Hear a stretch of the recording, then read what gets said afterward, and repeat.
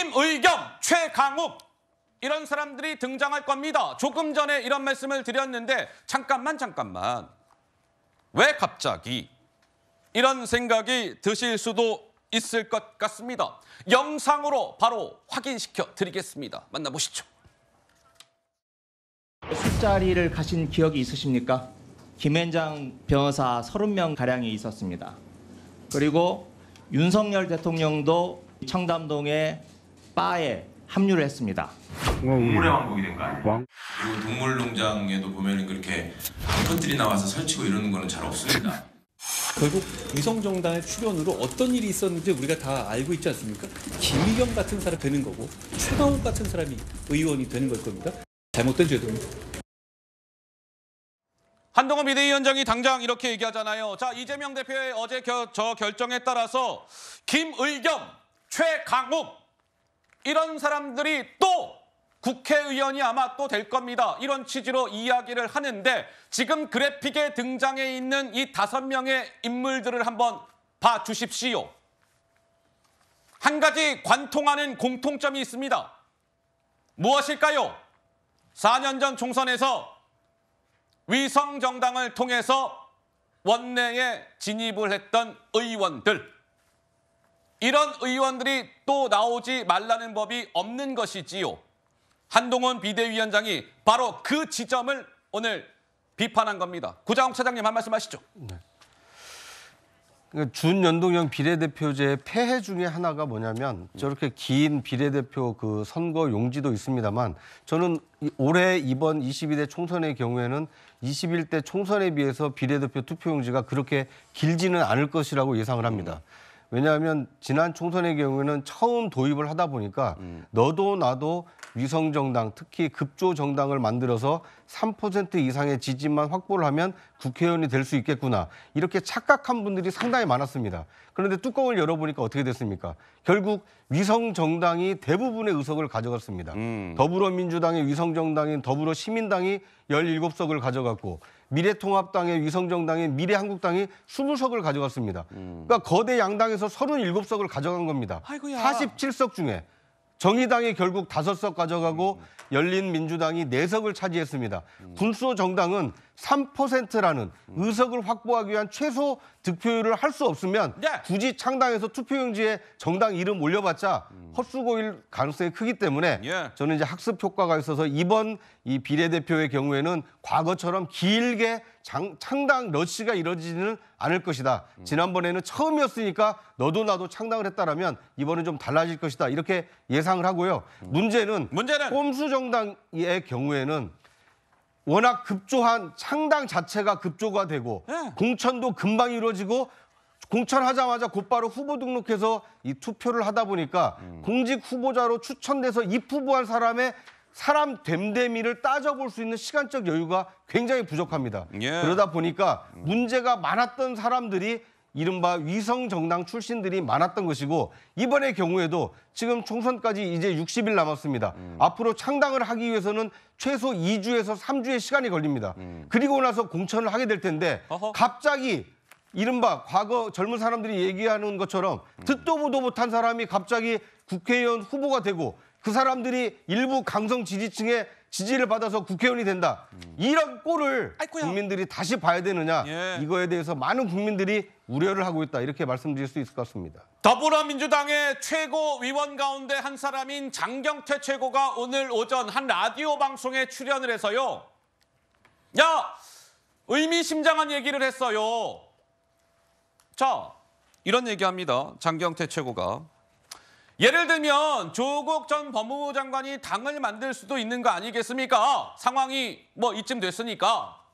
그러면 이른바 조국 신당하고도 손을 잡을 수 있는 겁니까? 이런 취지의 질문을 진행자가 던지자 장경태 최고 무엇이라고 답했을까요? 직접 들어보시죠. 녹색당하고 정의당이 함께 출범시킨 녹색정의당 함께 할 수 있는 겁니까? 윤석열 정권 심판에 동의하는 모든 세력에게는 열려있다. 통합형 비례정당은 통합형 큰 텐트다라고 생각하시면 되겠습니다. 조국 신당도 이 통합형 비례정당에 얼마든지 같이 탈 수 있는 겁니까? 어느 누구도 저희는 배제할 의사는 없습니다. 실제 논의가 가능한 분들이라면 한 테이블 안에 앉을 수 있다라는 생각을 가지고 있습니다. 자, 장경태 최고가 조국 신당과도 뭐 이렇게 손을 잡을 수 있습니다. 윤석열 대통령에 반대하는 세력이면 우리는 뭐 누구와도 손을 잡을 수 있어요. 이런 취지로 지금 방금 이야기하지 않았습니까? 그래서 나오는 얘기는 뭐 녹색정의당, 기본소득당, 진보당, 송영길 신당, 조국 신당 뭐 이렇게 해서 반윤 정선을 확대하는 것 아니냐. 민주당 일각에서는요 이런 얘기까지 나온대요. 이준석 개혁신당도 반윤석열 전선에 함께한다면 우리 손잡을 수 있어요. 정혁진 변호사님 한 말씀 하실까요? 정당이라고 하는 거는요. 정치적인 이념이 같은 사람들끼리 모여가지고 만든 게 그게 정당 아니겠습니까? 그런데 반대를 위한 사람들끼리 모여가지고 정당을 만든다? 아이쿠야. 그거는 잡탕 정당이고요. 이거는 정당법의 개념 자체하고도 모순이 되는 것이다. 이렇게 위성 정당은 뭐냐면요. 표만 돼가지고 일정한 넘어가가지고 그 비례 국회의원을 한 석이라도 더 차지할 수 있으면은 뭐 누가 됐든지 간에 다 모여가지고 그 국회의원 배지 한번 달아보자 이런 거 아니겠습니까? 저는 어떤 생각이 드냐면요. 민주당은 준연동형 비례대표제를 할 수 있는 그런 수준이 안 되는 정당이에요. 그렇게 수준이 안 되는 정당이 그 준연동형 비례대표제라고 하는 말도 안 되는 거 자기 수준에 맞지 않는 제도를 하려고 하다 보니까 저런 식의 그 부작용이 막 생기게 되는 거고요. 그 부작용으로 인한 폐해는 누가 봅니까? 우리가 지난번에 봤듯이 다 우리 국민들이 다 받게 되는 거 아닌가 저는 그런 생각 듭니다. 자, 이재명 대표가 이제 연동형제로 비례를 뽑읍시다 이렇게 결론을 내리면서 뭔가 좀 확실해진 것 하나 있습니다. 뭘까요? 이재명 대표가 이번 총선에서 본인의 지금의 지역구 계양을에 또다시 출마할 가능성이 매우 높아졌어요. 왜? 혹시나 비례로 이재명 대표가 가려면은 위성정당 쪽으로 가야 되는데 그 위성정당을 가려면 민주당을 탈당하고 가야 돼요. 그러면 대표직도 내려놔야 합니다. 그렇게까지 하면서 이재명 대표가 위성정당에 갈 일은 만무하고 따라서 계양을에 또다시 출마할 가능성이 높아진 것이지요. 원희룡 전 장관은 이재명 대표를 겨냥해서 최근 이런 목소리를 내왔습니다. 들어보시죠. 대한민국이 앞으로 나가야 되는데 돌덩이 하나가 자기만 살려고 이 길을 가로막고 있습니다. 또 민생과 경제에 우리 정치가 걸림돌이 되고 있는 이유, 이재명의 정치가 원인입니다. 방탄 국회 때문에 국회도 정상이 아니고 야당도 개딸들한테 붙잡히고 있거든요.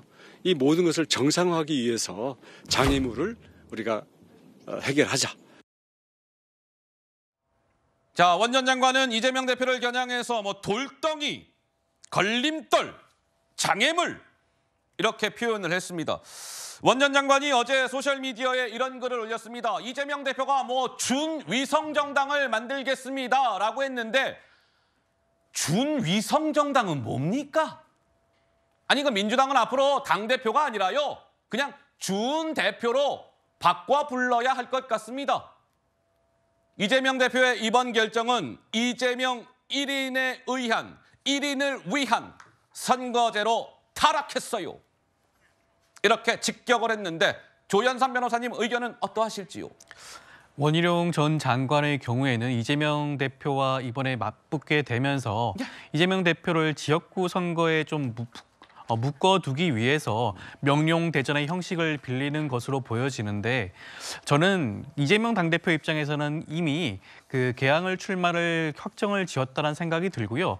애초에 비례 출마는 염두에 두지 않았다는 생각이 듭니다. 그렇지만 명룡대전은 현실화되기가 힘든 게 원희룡 전 장관이 지역구 선거에서 유의미한 결과를 가지기 위해서는 지난 총선 결과보다 더욱더 격차가 좁혀져야 될 것인데 최근에 지역 단위로 이루어졌던 그 여론조사 결과를 보게 되면 유의미한 결과가 없는 것으로 보여지는 것 같습니다. 그렇다고 한다면 이렇게 이재명 대표를 발목 잡기식으로 명령대전을 이끌고 싶다고 하더라도 결과적으로 쉽지 않지 않을까. 어떻게 보면 원희룡 전 장관 입장에서는 계량을 선택한 것이 어떻게 보면 본인의 발목 잡기에 그치지 않을까. 저는 그런 우려도 듭니다. 알겠습니다. 자, 여야 정치권이 이 비례대표 선거제를 두고 당분간 좀 이렇게 공방을 이어가게 되지 않을까 싶네요.